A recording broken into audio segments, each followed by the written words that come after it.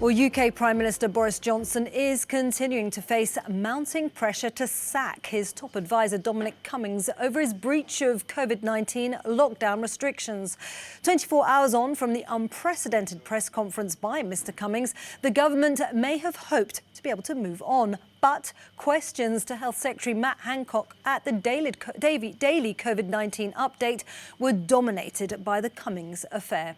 There are now 31 members of Boris Johnson's own Conservative Party calling on Cummings to go. That follows the resignation earlier today of Junior Minister Douglas Ross. He says the vast majority of people don't agree with the explanations of his actions.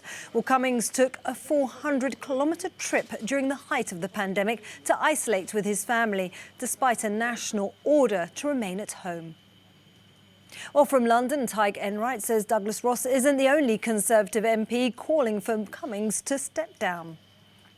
Well, listen, it's certainly not welcome developments. Now, it has to be remembered, Douglas Ross is a junior minister, not a member of Boris Johnson's cabinet, most of whom have been rallying around Dominic Cummings, certainly in public. Whether they really mean it or not is quite another thing. But it is reflective of the views of a growing number of Conservative MPs who are calling for Dominic Cummings to go. They're talking about receiving angry messages from their constituents. And Douglas Ross, in his resignation letter, really sums up the quandary quite succinctly. He says, I have constituents who didn't get to say goodbye to loved ones, families who couldn't mourn together, people who didn't visit sick relatives because of the government lockdown guidelines. I cannot, in good faith, he said, tell them that they were all wrong and one senior advisor to the government was right. Now, as I say, if it was a senior cabinet minister who had come out and done this, it would be a lot more serious. But of course, Boris Johnson and his government had been hoping to draw a line under this whole affair. It doesn't seem to be working so far. And keep in mind, this is what's being said in public. I'd imagine Boris Johnson's getting an awful lot more angry messages in private too. Absolutely, Tig. And as you were just saying, Douglas Ross's words there really do reflect a growing public anger in the United Kingdom over this. Is there any sense that our anger is going to die down?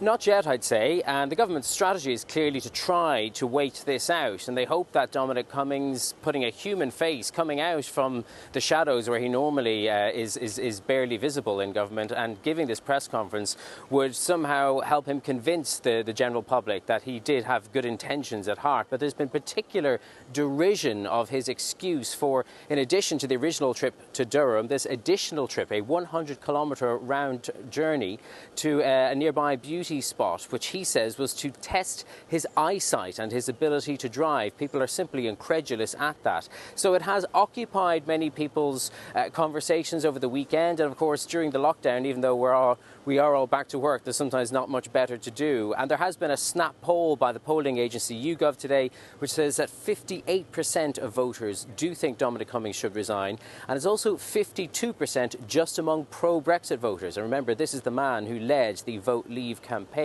So it could be argued that it would be sensible to let him go, although another argument is that the damage is done now, and had Boris Johnson acted swiftly, well then he could have saved face, but he won't save much face by acting now. The government's strategy in the near term is to try and get people talking about something else, and that's why we're hearing an awful lot more about plans to further relax the lockdown today.